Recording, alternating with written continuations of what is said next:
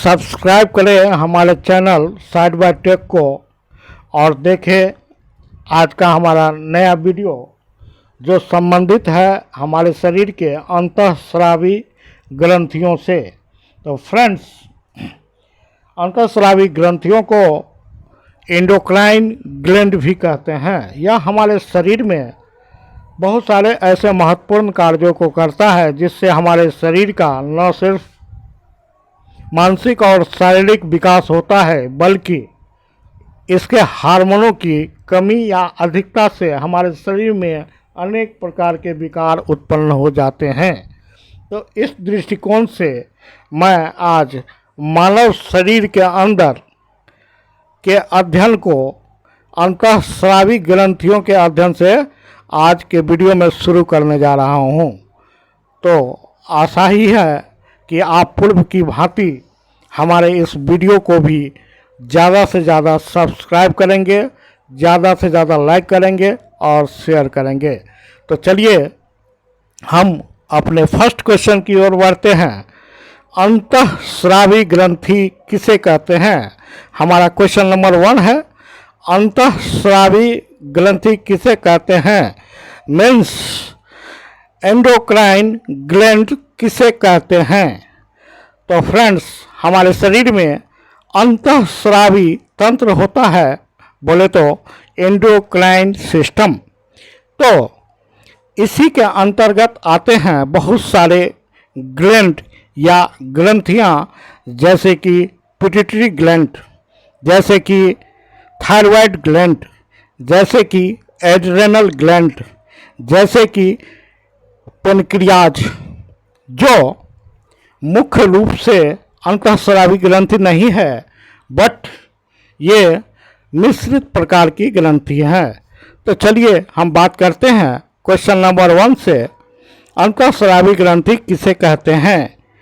तो फ्रेंड्स, शरीर में अपने स्राव हार्मोन को प्रत्यक्ष रूप से रक्त में स्रावित करने वाले ग्रंथियों को अंतःस्रावी ग्रंथि कहते हैं। तो मैं आपको बता दूं कि अगर इसका वन लाइनर क्वेश्चन बनता और एक शब्दों में मात्र जवाब दे दिया जाता कि अंतःस्रावी ग्रंथि किसे कहते हैं, तो कहा जाता कि हार्मोन को स्रावित करने वाली ग्रंथि को, मात्र इतना या मात्र एक आध शब्द कह करके लोग निकल जाते हैं, वन लाइनर बन जाता है, बच्चे को दिक्कत होती है पढ़ने में। तो फ्रेंड्स, मैंने इस वीडियो में एक नए प्रकार से क्वेश्चनों को याद करने के लिए आपको लाया हूं, आप ध्यान देंगे। तो जैसे डिस्कस किया मैंने कि क्वेश्चन नंबर 1, अंतःस्रावी ग्रंथि किसे कहते हैं? तो शरीर में ऐसे ग्रंथि जो हार्मोन को प्रत्यक्ष रूप से रक्त में स्रावित करते हैं अंतःस्रावी ग्रंथि कहते हैं। फ्रेंड्स, आप याद रखेंगे, इसे नलिका विहीन ग्रंथियां भी कहते हैं, मीन्स डक्टलेस ग्लैंड, अर्थात इनके स्राव जिसे हम हार्मोन कहते हैं, इसे हमारे शरीर में ले जाने के लिए किसी प्रकार की वाहिनी नहीं होती। वाहिनी मीन्स जैसे हम बात करते हैं रक्त के बहने के लिए हमारे शरीर में 2 प्रकार की रक्त वाहिनियाँ होती हैं, एक को शिरा कहते हैं, दूसरे को धमनी कहते हैं। बट यहाँ जो हमारा हार्मोन है वह रक्त के माध्यम से शरीर में संचालित होता है। हमारा नेक्स्ट क्वेश्चन है क्वेश्चन नंबर 2, अंतःस्रावी ग्रंथि के स्राव को किस नाम से जाना जाता है? तो फ्रेंड्स, मैंने पहले क्वेश्चन में बताया कि अंतःस्रावी ग्रंथि के स्राव को हार्मोन के नाम से जाना जाता है। हमारा नेक्स्ट क्वेश्चन है क्वेश्चन नंबर 3, हार्मोन रासायनिक रूप से क्या होते हैं? फ्रेंड्स, हार्मोन रासायनिक रूप से मुख्यतः प्रोटीन के बने होते हैं। प्रोटीन किसके बने होते हैं? तो 20 प्रकार के अमीनो अम्ल से बने होते हैं। हमारा नेक्स्ट क्वेश्चन है क्वेश्चन नंबर 4, मानव शरीर की सबसे बड़ी ग्रंथि कौन सी होती है? यह क्वेश्चन जरा अंतःस्रावी ग्रंथि से अलग है। यह यकृत बोले तो लीवर जो हमारे शरीर का एक महत्वपूर्ण पाचक ग्रंथि है, बट यहाँ चूंकि चर्चा हो रही है सबसे बड़ी ग्रंथि की, सबसे बड़ी अंतःस्रावी ग्रंथि की, सबसे छोटी अंतःस्रावी ग्रंथि की, तो हम याद रखेंगे कि यकृत या लीवर हमारे शरीर की, मानव शरीर की सबसे बड़ी ग्रंथि होती है। Means the largest gland of our body is liver. Liver की अगर बात करें फ्रेंड्स, तो लीवर में जैसा कि आप जानते हैं कि पित्ताशय होता है, जिसे हम गलब्लाडर भी कहते हैं। इसमें लीवर का स्राव यानी कि पित्त, जिसे हम अंग्रेजी में वाइल कहते हैं, वह संचित रहता है।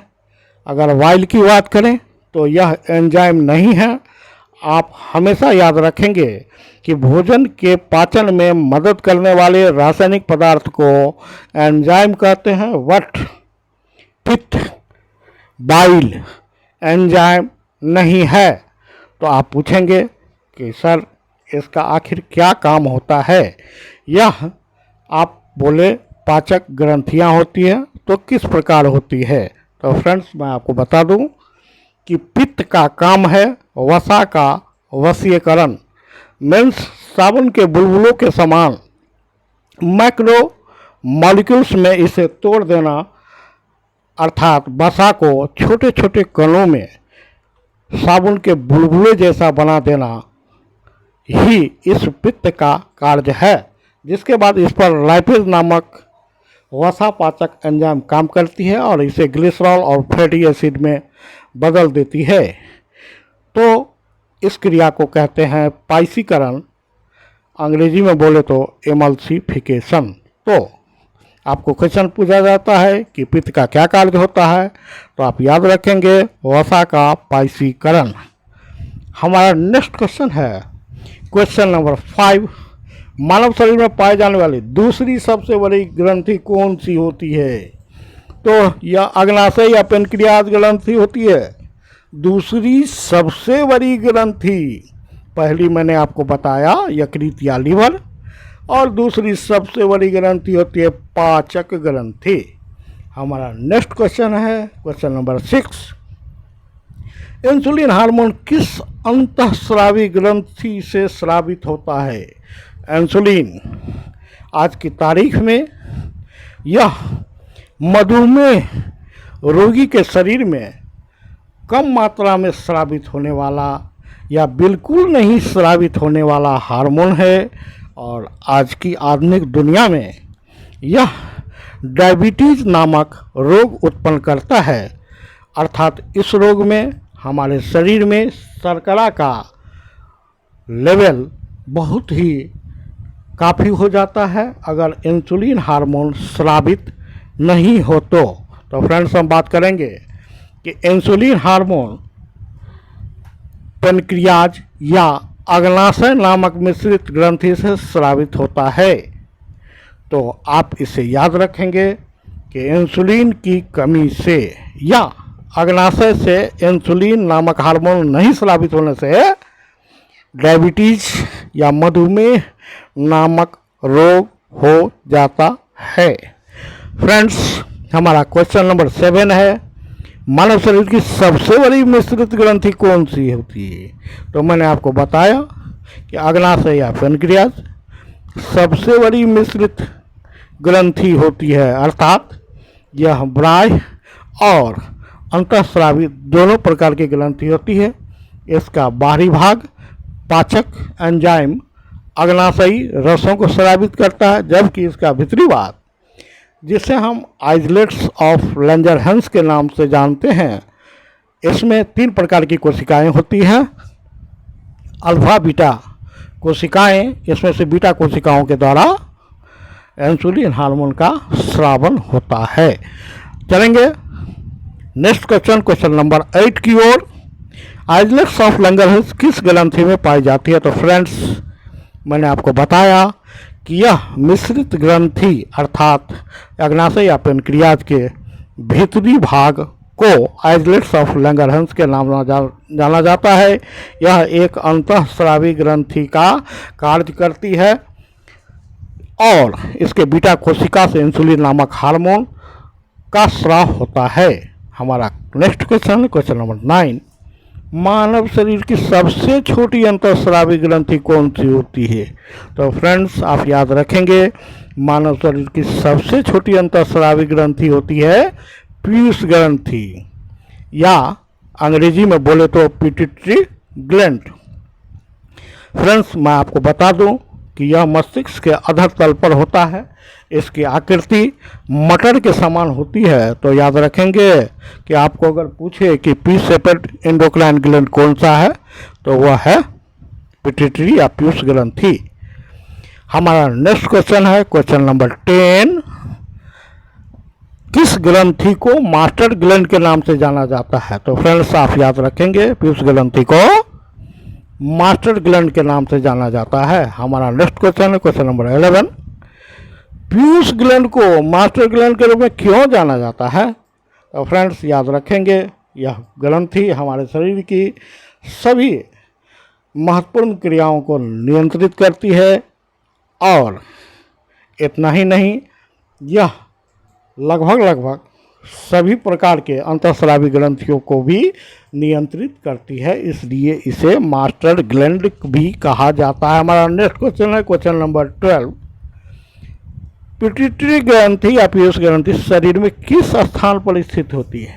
तो फ्रेंड्स मैंने पहले भी बताया कि मस्तिष्क में स्थित होती है कौन? पीयूष ग्रंथि या पिट्यूटरी ग्लैंड, जिसे हम मास्टर ग्लैंड के भी नाम से जानते हैं। और पीयूष ग्रंथि क्या होती है?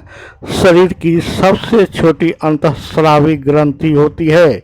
The smallest endocrine gland is pituitary gland. आप इसे भी हमेशा याद रखेंगे। हमारा नेक्स्ट क्वेश्चन है क्वेश्चन नंबर 13, किस ग्रंथि को सुपर मास्टर ग्लैंड के नाम से जाना जाता है? फ्रेंड्स मैंने बात किया मास्टर ग्लैंड का, लेकिन इससे भी ऊपर है जिसे सुपर मास्टर ग्लैंड के नाम से जाना जाता है, मीन्स टू से हेड मास्टर, मीन्स टू से सुपर मास्टर मीन्स टू से हेड मास्टर, अर्थात वह ग्लैंड जो मास्टर ग्लैंड को भी नियंत्रित करता है, तो उसे कहते हैं हाइपोथैलेमस। नेक्स्ट हमारा क्वेश्चन है, क्यों कहते हैं? मैंने अभी बताया कि जो मास्टर ग्लैंड बोले तो पीयूष ग्रंथि या पिट्यूटरी ग्लैंड को नियंत्रित करता है, इसलिए इसे मास्टर ग्लैंड के नाम से जाना जाता है। फ्रेंड्स मैंने कोशिश किया है कि आपको एक संपूर्ण उत्तर के रूप में प्रश्नों के उत्तर को प्रोवाइड कराऊं, जिससे आप हमेशा याद रखें और परीक्षा में अपनी कामयाबी से हमें प्रसन्न करें। हमारी मेहनत तभी रंग लाएगी जब आप अपनी परीक्षाओं में कामयाब होंगे। और इसी के साथ मैं आगे की ओर बढ़ता हूँ। नेक्स्ट क्वेश्चन है क्वेश्चन नंबर 15, शरीर में तापमान का नियंत्रण कौन करता है? तो यही हाइपोथैलेमस ग्रंथि है जो शरीर में तापमान का नियंत्रण करती है। हमारा नेक्स्ट क्वेश्चन है क्वेश्चन नंबर 16, वृद्धि हार्मोन या सोमेटोट्रोपिक हार्मोन किस ग्रंथि से स्रावित होता है? तो फ्रेंड्स यह भी पिट्यूटरी ग्लैंड से स्रावित होता है। वृद्धि हार्मोन की अगर बात करें तो वृद्धि हार्मोन मुख्य रूप से हमारे शरीर में हड्डियों और मांसपेशियों के विकास को प्रभावित करता है। आप देखे होंगे बहुत सारे लोग बौने हो जाते हैं, बहुत सारे इतने लंबे हो जाते हैं कि जैसे उनका पर्सनैलिटी अलग हटकर होता है और यह सामान्य आदमी से कुछ अलग ही दिखाई पड़ते हैं।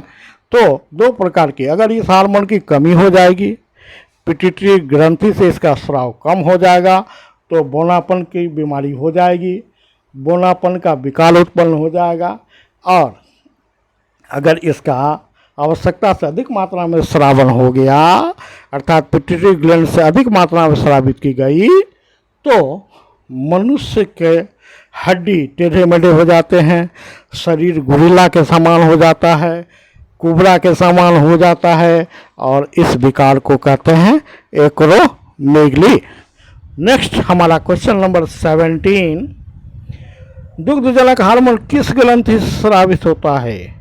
तो स्तनधारियों में, मनुष्य में आप देखते हैं कि मेमोरी ग्लैंड से दूध का स्रावित होना एक आम बात है। बच्चे के जन्म के बाद माँ के स्तनों से दूध का श्रावण होता है। तो इसका भी कंट्रोल ग्रंथि से निकलने वाले, पिट्यूटरी ग्लैंड से निकलने वाले दुग्धजनक हार्मोन के कारण से होता है। तो हम याद रखेंगे दुग्धजनक हार्मोन पीयूष ग्रंथि से स्रावित होता है और मनुष्य में इसके कारण दूध का स्रावन होता है, सिक्रिएशन ऑफ मिल्क होता है। हमारा नेक्स्ट क्वेश्चन नंबर 18, मानव शरीर की सबसे बड़ी अंतःस्रावी ग्रंथि कौन सी है? आपको मैंने बताया कि मानव शरीर की सबसे छोटी अंतःस्रावी ग्रंथि पीयूष ग्रंथि है। मानव शरीर की मास्टर ग्रंथि पीयूष ग्रंथि है। तो अब मैं बात कर रहा हूं मानव शरीर की सबसे बड़ी अंतःस्रावी ग्रंथि कौन सी है? तो आप याद रखेंगे अवट्टू या थायरॉयड ग्रंथि, जो कहाँ उपस्थित होती है। हमारा नेक्स्ट क्वेश्चन देखें, क्वेश्चन नंबर 19। मैंने बताया सबसे बड़ी अंतःस्रावी ग्रंथि कहाँ उपस्थित होती है। तो मैंने बताया कि गर्दन में स्थित होती है अवट्टू ग्रंथि या थायरॉयड ग्लैंड। और मैं आपको बताता हूँ आगे की ओर कि इस ग्रंथि का आकार, क्वेश्चन नंबर 20, किस ग्रंथि की आकृति तितली के समान होती है? तो अवट्टू ग्रंथि या थायरॉयड ग्रंथि की आकृति तितली के समान होती है, बटरफ्लाई शेप्ड। और क्वेश्चन तो बहुत सारे बचे हुए हैं। मैं कल के वीडियो में आपसे मिलता हूं, जो हमारा नेक्स्ट वीडियो होगा इसी टॉपिक पर। याद रखेंगे अंतःस्रावी ग्रंथियां, एंडोक्राइन ग्लैंड्स। और यह बहुत ही इंटरेस्टेड चैप्टर है मानव शरीर के अंग का, इसलिए मैंने आपको सबसे पहले इस वीडियो को प्रस्तुत किया। धन्यवाद, थैंक्स फॉर वाचिंग। इंतज़ार करें और मैं कल नया वीडियो लौट करने जा रहा हूँ।